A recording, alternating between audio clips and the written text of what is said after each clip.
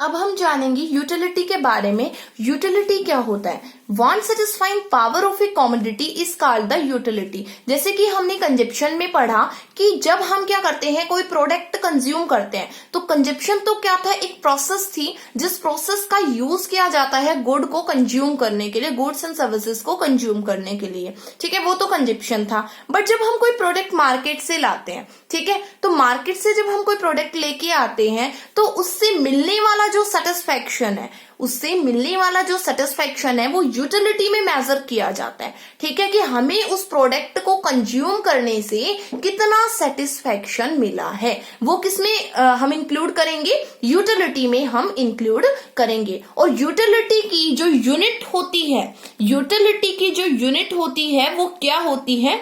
Utils होती है। मतलब जब हम कोई प्रोडक्ट मार्केट से लाते हैं और उसका हम सेटिस्फेक्शन मेजर करते हैं, तो जो सेटिस्फेक्शन हम मेजर करेंगे वो यूटिल्स में मेजर करते हैं। अब आप कहोगे मैडम कैसे?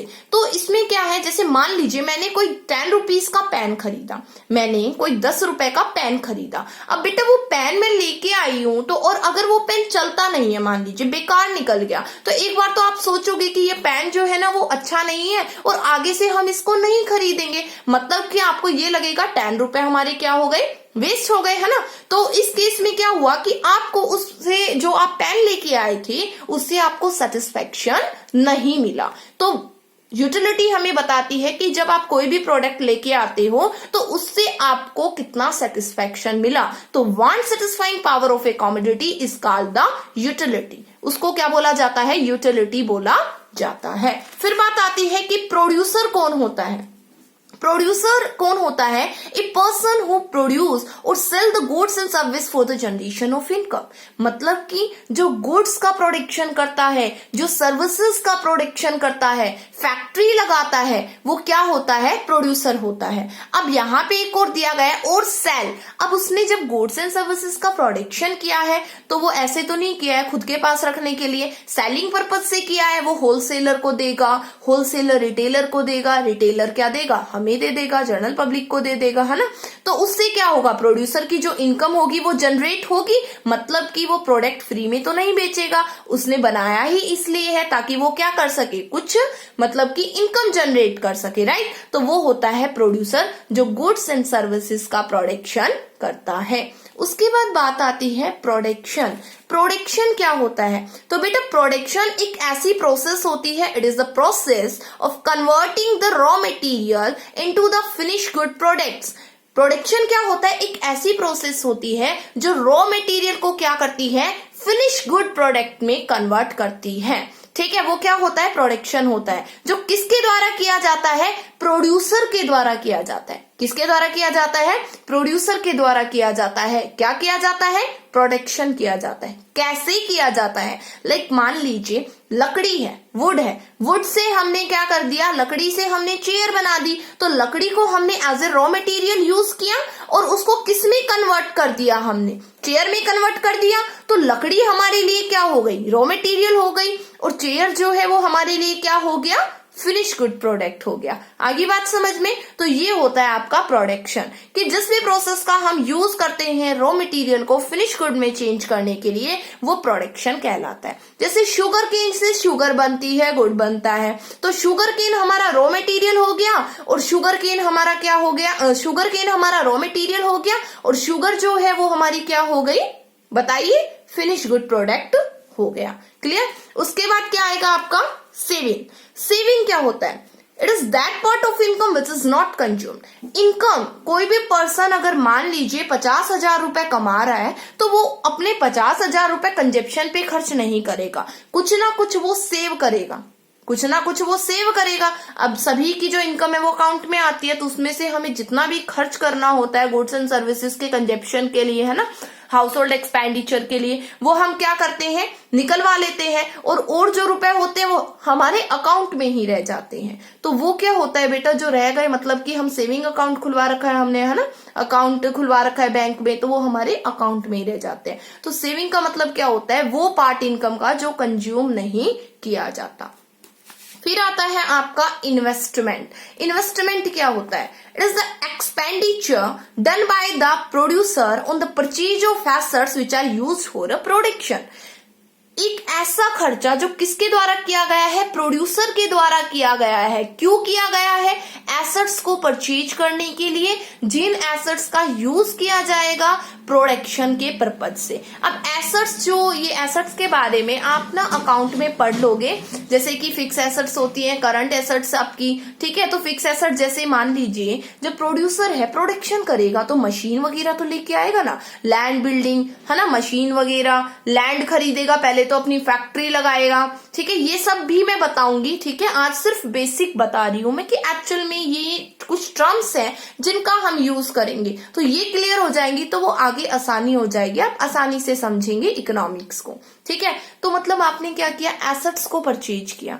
अब एसेट्स को परचेज किया, मशीन को परचेज किया है, क्यों? क्योंकि आपको क्या करना है? गुड्स का प्रोडक्शन करना है, ठीक है। तो किसने परचेज किया? गुड्स का प्रोडक्शन करता कौन है? प्रोड्यूसर करता है, ठीक है। तो प्रोड्यूसर क्या करेगा? उसका फिर प्रोडक्शन करेगा। किसका यूज करके करेगा? एसेट्स का यूज करेगा। तो एसेट्स को खरीदने के लिए पैसा लगाएगा या नहीं लगाएगा? प्रोड्यूसर लगाएगा, बिल्कुल। तो उस जो पैसा उसने इन्वेस्ट किया है उस एसेट्स को खरीदने के लिए, उस मशीन को खरीदने के लिए, उस जमीन को खरीदने के लिए, बेटा उसे बोला जाता है इन्वेस्टमेंट। उसे क्या बोला जाता है? इन्वेस्टमेंट बोला जाता है। तो these all are a part of the economic activity which are done in our economy. ये जो सारा हमने पढ़ा ना, ये क्या है? इकोनॉमिक एक्टिविटी का पार्ट है। चाहे वो प्रोडक्शन लगा लीजिए, चाहे वो कंजप्शन लगा लीजिए, सेविंग है, इन्वेस्टमेंट है, everything comes under the economic activity in our economy, right? तो which turns in our economy। अब इकोनॉमिक एक्टिविटी क्या होता है? जैसा कि मैंने बताया कि ये सारी एक्टिविटी, ठीक है, जो की गई है मैनकाइंड के द्वारा, economic activity, all the activity which we do to earn for a living, ठीक है, which we do to earn a living. It means that कि एक ऐसा काम, वो सारी एक्टिविटी जो की जाती है किसी पर्सन के द्वारा क्या करने के लिए? लिविंग, मतलब जो भी वो रह रहा है, ठीक है, तो अपने जीवन को चलाने के लिए उसको पैसे की जरूरत है, और ये सारे काम वो इसलिए कर रहा है ताकि वो क्या कर सके? अपना मतलब लिविंग कर सके, अपनी स्टैंडर्ड लिविंग को मेंटेन कर सके, ठीक है। तो वो होती है इकोनॉमिक एक्टिविटी जो इकोनॉमी में की जाती है। फिर बात आती है आपकी इकोनॉमी की। मैंने जैसे बोला कई बार कि इकोनॉमी में की गई इकोनॉमिक एक्टिविटी, तो बेटा इकोनॉमी क्या होता है? इकोनॉमी मतलब कि हमारी इकोनॉमी, हमारा नेशन, हमारा भारत, हमारा क्या है? नेशन है। तो इकोनॉमी क्या है? It is a term used for the production and consumption activity that take place in a nation seeking to efficiently allocate the nation resources for the public benefit। ठीक है, इकोनॉमी क्या है? इस term का use किया गया है production, consumption activities जहां पे की जाती है, और जो रिसोर्सेज हैं उनको एलोकेट किया जाता है, उनको प्रॉपर वे में, एक एफिशिएंट वे में यूज किया जाता है नेशन के रिसोर्सेज का। किसके लिए? पब्लिक बेनिफिट के लिए, जनता के भले के लिए, ठीक है। रिसोर्सेज का प्रॉपर वे में यूज किया जाता है। अब ये जो प्रोडक्शन एक्टिविटी की जा रही है प्रोड्यूसर के द्वारा, तो ये क्यों की जा रही है? ताकि जो हम डिमांड्स करते हैं उनको फुलफिल किया जा सके, है ना, जिससे हमें बेनिफिट प्रोवाइड हो, ठीक है। हम कंज्यूम करते हैं गुड्स का, ठीक है, तो ये भी इकोनॉमिक एक्टिविटी का पार्ट है। तो ये जो सारी एक्टिविटी हमने पढ़ी इकोनॉमिक एक्टिविटी, ये सब कहाँ पे की जाती है? ये इकोनॉमी में की जाती है, ठीक है। तो इसको बोला जाता है इकोनॉमी। दूसरा हम यहाँ पे पढ़ेंगे इकोनॉमिक प्रॉब्लम। इकोनॉमिक प्रॉब्लम के बारे में हम यहाँ पे जानेंगे। तो बेटा इकोनॉमिक प्रॉब्लम ना, आप वैसे तो माइक्रो इकोनॉमिक्स में पढ़ लेंगे इसके बारे में, बट जैसा कि मैंने इकोनॉमिक्स में कहा था आपको, क्या कि इकोनॉमिक्स में वांट्स तो अनलिमिटेड होती हैं, बट रिसोर्सेज क्या होते हैं? लिमिटेड होते हैं। तो वो सब चीजें हम इकोनॉमिक्स में पढ़ेंगे, और कहीं ना कहीं ये हमारे इकोनॉमी प्रॉब्लम है, हमारी इकोनॉमिक की प्रॉब्लम है। क्या कि it is the problem of choice arising on account for the fact that resources are scarce and these have alternative uses। तो जैसे मैंने आपको एग्जांपल दिया, ठीक है, क्या कि मान लीजिए मुझे क्या करनी है? शॉपिंग करनी है, मुझे शॉपिंग करनी है, और उसके लिए मैंने 10,000 का बजट बनाया।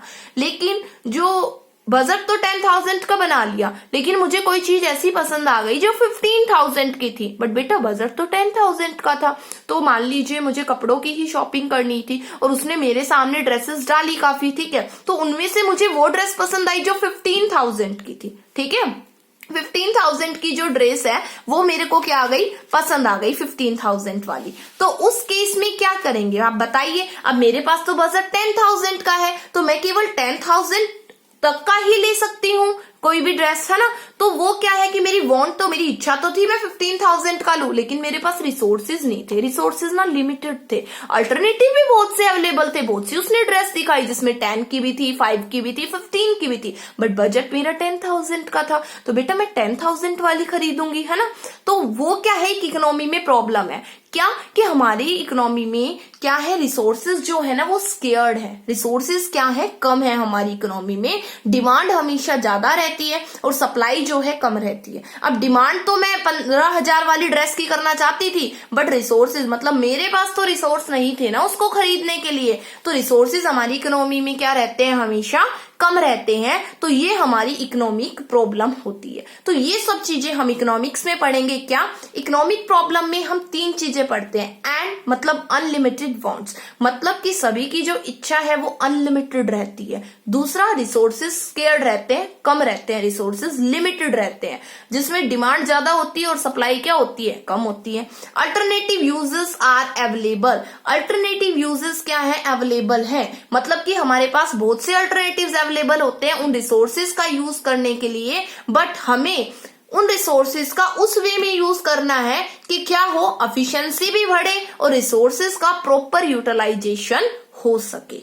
ठीक है, तो ये कुछ आज हमने डिस्कस किया है। इकोनॉमिक्स के कुछ इंपॉर्टेंट टर्म्स थी जो इकोनॉमिक्स में आप पढ़ेंगे। ठीक है, स्टैटिस्टिक्स के बारे में आपको कल वाली वीडियो में पता चलेगा।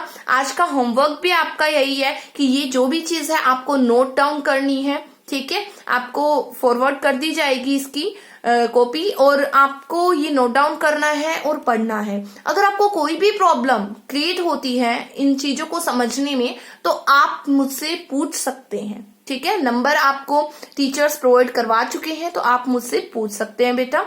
ठीक है, हमने थोड़ा बहुत पढ़ा है, आप सभी इसको अच्छे से पढ़िए। Thank you.